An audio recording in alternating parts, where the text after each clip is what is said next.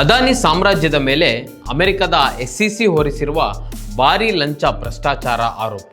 ಭಾರತ ಸರ್ಕಾರವು ಹೇಗ್ ಕನ್ವೆನ್ಷನ್ ಅಡಿಯಲ್ಲಿ ಸಮನ್ಸ್ ತಲುಪಿಸಲು ನಿರಾಕರಣೆ. SEC ಈಗ ನ್ಯಾಯಾಲಯದ ಮೂಲಕ ಇಮೇಲ್ನಲ್ಲಿ ನೇರ ಸಮನ್ಸ್. ಅದಾನಿ ಷೇರುಗಳು ಭಾರೀ ಕುಸಿತ, ವಿಶ್ವಗುರು ಗಂಭೀರ ಸಂಕಷ್ಟ. ನಮಸ್ಕಾರ, ಈ ದಿನಕ್ಕೆ ಸ್ವಾಗತ. ನಾನು ಮನೋಜ್. ಗೌತಮ್ ಅದಾನಿ ಅವರ ಸಾಮ್ರಾಜ್ಯದ ಮೇಲೆ ಅಮೆರಿಕದ ತನಿಖಾ ಸಂಸ್ಥೆಗಳು ಹೊರಿಸಿರುವ ಬ್ರಹ್ಮಾಂಡ ಭ್ರಷ್ಟಾಚಾರ ಮತ್ತು ಲಂಚದ ಆರೋಪಗಳು ದಿನೇ ದಿನೇ ಬಿಗಿಯಾಗುತ್ತಿದ್ದರೂ ಭಾರತದ ಕೇಂದ್ರ ಸರ್ಕಾರ ಮತ್ತು ಕಾರ್ಪೊರೇಟ್ ದಿಗ್ಗಜನ ಬೆನ್ನಿಗೆ ರಕ್ಷಾ ಕವಚವಾಗಿ ನಿಂತಿರುವ ಗಂಭೀರ ಬೆಳವಣಿಗೆಯೊಂದು ಈಗ ಜಗಜ್ಜಾಹೀರಾಗಿದೆ. ಶತಕೋಟಿ ಡಾಲರ್ ಲಂಚದ ಹಗರಣಕ್ಕೆ ಸಂಬಂಧಿಸಿದಂತೆ ಅದಾನಿ ಮತ್ತು ಅವರ ಸಂಬಂಧಿಕ ಸಾಗರ್ ಅದಾನಿ ಅವರಿಗೆ ಸಮನ್ಸ್ ನೀಡಲು ಭಾರತ ಸರ್ಕಾರ ಸಹಕರಿಸುತ್ತಿಲ್ಲ. ಮಾತ್ರವಲ್ಲದೆ ಅಧಿಕೃತ ಮಾರ್ಗಗಳ ಮೂಲಕ ಸಮನ್ಸ್ ಜಾರಿ ಮಾಡಲು 2 ಬಾರಿ ನಿರಾಕರಿಸಿದೆ ಎಂದು ಅಮೆರಿಕದ ಸೆಕ್ಯೂರಿಟೀಸ್ ಆ್ಯಂಡ್ ಎಕ್ಸ್ಚೇಂಜ್ ಕಮಿಷನ್ ಅಂದರೆ SEC ನ್ಯೂಯಾರ್ಕ್ನ ಫೆಡರಲ್ ಕೋರ್ಟ್ಗೆ ದೂರು ನೀಡಿದೆ. ಈ ಬೆಳವಣಿಗೆಯು ಅಂತಾರಾಷ್ಟ್ರೀಯ ಮಟ್ಟದಲ್ಲಿ ಭಾರತದ ತನಿಖಾ ವ್ಯವಸ್ಥೆಯ ಪಾರದರ್ಶಕತೆಯನ್ನೇ ಪ್ರಶ್ನಿಸುವಂತೆ ಮಾಡಿದ್ದು, ಇತ್ತ ಷೇರುಪೇಟೆಯಲ್ಲಿ ಅದಾನಿ ಕಂಪನಿಗಳ ಮೌಲ್ಯವು ಮತ್ತೆ ಪಾತಾಳಕ್ಕೆ ಕುಸಿಯುವಂತೆ ಮಾಡಿದೆ. ಸರ್ಕಾರದ ಅಸಹಕಾರ ಮತ್ತು ಹೇಗ್ ಒಪ್ಪಂದದ ಉಲ್ಲಂಘನೆ. ಅಮೆರಿಕದ ಕಾನೂನಿನ ಪ್ರಕಾರ ಆರೋಪಿಗಳು ವಿದೇಶದಲ್ಲಿದ್ದರೆ ಅವರಿಗೆ ಸಮನ್ಸ್ ತಲುಪಿಸಲು ಅಂತಾರಾಷ್ಟ್ರೀಯ ಒಪ್ಪಂದವಾದ ಹೇಗ್ ಕನ್ವೆನ್ಷನ್ ಅಡಿಯಲ್ಲಿ ಆಯಾ ದೇಶದ ಸರ್ಕಾರದ ಅಂದರೆ ಕೇಂದ್ರ ಗೃಹ ಸಚಿವಾಲಯ ಅಥವಾ ಸಂಬಂಧಿತ ಪ್ರಾಧಿಕಾರದ ಮೂಲಕ ನೋಟಿಸ್ ಕಳುಹಿಸಬೇಕಾಗ್ತದೆ. ಆದರೆ ಸೆಕ್ಯೂರಿಟೀಸ್ ಆ್ಯಂಡ್ ಎಕ್ಸ್ಚೇಂಜ್ ಕಮಿಷನ್ ನ್ಯಾಯಾಲಯಕ್ಕೆ ಸಲ್ಲಿಸಿರುವ ಪ್ರಮಾಣ ಪತ್ರದ ಪ್ರಕಾರ ಗೌತಮ್ ಅದಾನಿ ಮತ್ತು ಸಾಗರ್ ಅದಾನಿ ಅವರಿಗೆ ಸಮನ್ಸ್ ನೀಡಲು ಭಾರತ ಸರ್ಕಾರಕ್ಕೆ ಸಲ್ಲಿಸಲಾದ ಮನವಿಯನ್ನು ನಿರಾಕರಿಸಲಾಗಿದೆ.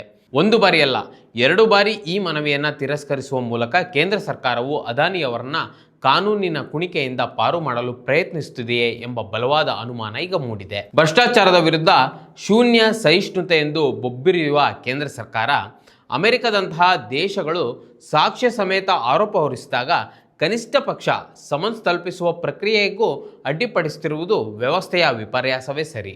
ನೇರ ಸಮರಕ್ಕೆ ಇಳಿದ SEC ಇಮೇಲ್ ಮೂಲಕ ಸಮನ್ಸ್. ಭಾರತ ಸರ್ಕಾರದ ಅಸಹಕಾರದಿಂದ ರೋಸಿ ಹೋಗಿರುವ ಸೆಕ್ಯೂರಿಟೀಸ್ ಆ್ಯಂಡ್ ಎಕ್ಸ್ಚೇಂಜ್ ಕಮಿಷನ್ ಈಗ ಸಾಂಪ್ರದಾಯಿಕ ರಾಜತಾಂತ್ರಿಕ ಮಾರ್ಗವನ್ನು ಬದಿಗಿಟ್ಟು ಪರ್ಯಾಯ ಮಾರ್ಗಗಳ ಮೂಲಕ ಸಮನ್ಸ್ ಜಾರಿ ಮಾಡಲು ನ್ಯಾಯಾಲಯದ ಅನುಮತಿ ಕೋರಿದೆ. ಅದಾನಿ ಅವರ ವಕೀಲರಿಗೆ ಅಥವಾ ನೇರವಾಗಿ ಇಮೇಲ್ ಮೂಲಕ ಸಮನ್ಸ್ ತಲುಪಿಸಲು ಅವಕಾಶ ನೀಡಬೇಕೆಂದು SEC ನ್ಯಾಯಾಧೀಶರನ್ನ ಕೋರಿದೆ. ಪ್ರತಿವಾದಿಗಳು ಅಂದರೆ ಅದಾನಿ ಮತ್ತು ಇತರರು ಭಾರತದಲ್ಲಿದ್ದಾರೆ ಮತ್ತು ಅಲ್ಲಿನ ಸರ್ಕಾರವು ಸಮನ್ಸ್ ಜಾರಿಗೆ ಸಹಕರಿಸಲು ನಿರಾಕರಿಸುತ್ತಿರುವುದರಿಂದ ಈ ಪ್ರಕರಣವನ್ನು ಮುಂದುವರಿಸಲು ಪರ್ಯಾಯ ವಿಧಾನಗಳ ಅಗತ್ಯವಿದೆ ಎಂದು SEC ಸ್ಪಷ್ಟಪಡಿಸಿದೆ. ಇದು ಕೇವಲ ಕಾನೂನು ಪ್ರಕ್ರಿಯೆಯಲ್ಲ, ಬದಲಿಗೆ ಭಾರತದ ಆಡಳಿತ ವ್ಯವಸ್ಥೆಯ ಮೇಲಿನ ಅಪನಂಬಿಕೆಯ ಸಂಕೇತವೂ ಹೌದು. ಏನಿದು ಹಗರಣ? ಭಾರತದಲ್ಲಿ ಸೌರಶಕ್ತಿ ಯೋಜನೆಗಳ ಗುತ್ತಿಗೆ ಪಡೆಯಲು ಭಾರತೀಯ ಸರ್ಕಾರಿ ಅಧಿಕಾರಿಗಳಿಗೆ ಸುಮಾರು $265 ಮಿಲಿಯನ್ ಅಂದರೆ 2200 ಕೋಟಿ ಲಂಚ ನೀಡಲು ಸಂಚು ರೂಪಿಸಲಾಗಿದೆ ಎಂಬುದು ಅಮೆರಿಕದ ಪ್ರಾಸಿಕ್ಯೂಟರ್ಗಳ ಪ್ರಮುಖ ಆರೋಪ. ಈ ಮೂಲಕ ಅಮೆರಿಕದ ಹೂಡಿಕೆದಾರರನ್ನು ಮತ್ತು ಬ್ಯಾಂಕುಗಳನ್ನು ವಂಚಿಸಿ ಸಾಲ ಮತ್ತು ಹೂಡಿಕೆ ಪಡೆಯಲಾಗಿದೆ ಎಂಬುದು ದೂರಿನ ಸಾರಾಂಶ. ಇಂತಹ ಗಂಭೀರ ಆರೋಪವಿದ್ದರೂ ಭಾರತದ ತನಿಖಾ ಸಂಸ್ಥೆಗಳಾದ ED ಅಥವಾ CBI ಈ ಬಗ್ಗೆ ಮೌನ ವಹಿಸಿರುವುದು ಮತ್ತು ಈಗ ವಿದೇಶಿ ಸಂಸ್ಥೆಗಳ ತನಿಖೆಗೂ ಅಡ್ಡಿಪಡಿಸುತ್ತಿರುವುದು ಕೇಂದ್ರದ ಪಾತ್ರದ ಬಗ್ಗೆ ಅನುಮಾನ ಹುಟ್ಟುಹಾಕಿದೆ. ಷೇರುಪೇಟೆಯಲ್ಲಿ ತಲ್ಲಣ, ಹೂಡಿಕೆದಾರರ ಪರದಾಟ. ಈ ಸುದ್ದಿ ಹೊರ ಬೀಳ್ತಿದ್ದಂತೆಯೇ ಶುಕ್ರವಾರದ ಷೇರುಪೇಟೆಯಲ್ಲಿ ಅದಾನಿ ಗ್ರೂಪ್ನ ಷೇರುಗಳು ಭಾರೀ ಕುಸಿತ ಕಂಡಿವೆ. ಅದಾನಿ ಗ್ರೀನ್ ಎನರ್ಜಿ ಮತ್ತು ಅದಾನಿ ಎನರ್ಜಿ ಸೊಲ್ಯೂಷನ್ ಷೇರುಗಳು 10%ಕ್ಕೂ ಹೆಚ್ಚು ಕುಸಿತ ಕಂಡರೆ ಅದಾನಿ ಎಂಟರ್ಪ್ರೈಸಸ್ ಕೂಡ ಹೊಡೆತ ತಿಂದಿದೆ.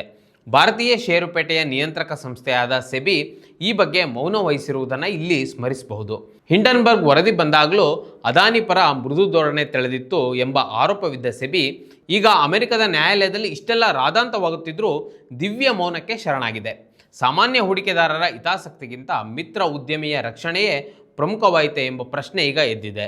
ಪ್ರಧಾನಿ ನರೇಂದ್ರ ಮೋದಿ ಅವರು ಭ್ರಷ್ಟಾಚಾರದ ವಿರುದ್ಧದ ಹೋರಾಟವನ್ನು ತಮ್ಮ ಸರ್ಕಾರದ ಪ್ರಮುಖ ಅಜೆಂಡಾ ಎಂದು ಹೇಳ್ಕೊಳ್ತಾರೆ.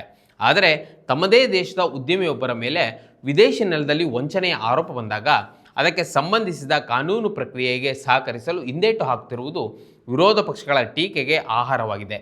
ಇದು ಕೇವಲ ಒಬ್ಬ ವ್ಯಕ್ತಿಯ ರಕ್ಷಣೆ ಅಲ್ಲ, ಬದಲಿಗೆ ಇಡೀ ಸರ್ಕಾರಿ ವ್ಯವಸ್ಥೆಯನ್ನೇ ಒಬ್ಬ ಉದ್ಯಮಿಯ ಸೇವೆಗೆ ನಿಯೋಜಿಸಿದಂತಿದೆ ಎಂಬ ಟೀಕೆಗಳು ಈಗಾಗಲೇ ಕೇಳಿಬರ್ತಿವೆ.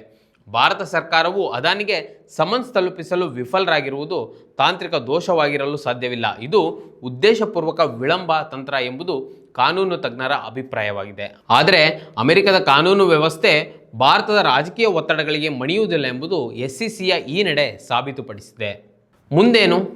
ನ್ಯೂಯಾರ್ಕ್ ನ್ಯಾಯಾಲಯವು SECಯ ಮನವಿಯನ್ನು ಪುರಸ್ಕರಿಸಿ ಪರ್ಯಾಯ ಮಾರ್ಗದಲ್ಲಿ ಸಮನ್ಸ್ ಜಾರಿಗೆ ಅನುಮತಿ ನೀಡಿದರೆ ಅದಾನಿ ಸಮೂಹಕ್ಕೆ ಮತ್ತು ಪರೋಕ್ಷವಾಗಿ ಕೇಂದ್ರ ಸರ್ಕಾರಕ್ಕೆ ಭಾರೀ ಮುಖಭಂಗವಾಗಲಿದೆ.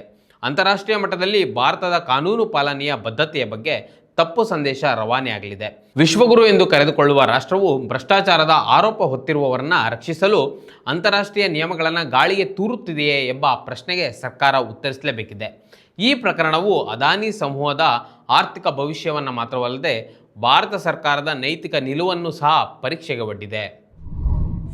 ಮತ್ತಷ್ಟು ವಿಶೇಷ ವಿಡಿಯೋಗಳನ್ನು ನೋಡಲು ಮತ್ತು ಹೊಸ ವಿಡಿಯೋಗಳ ಬಗ್ಗೆ ತಿಳಿಯಲು ಈ ದಿನ .com ಯೂಟ್ಯೂಬ್ ಚಾನೆಲ್ ಸಬ್ಸ್ಕ್ರೈಬ್ ಮಾಡಿ ಮತ್ತು ಬೆಲ್ ಐಕಾನ್ ಕ್ಲಿಕ್ ಮಾಡಿ.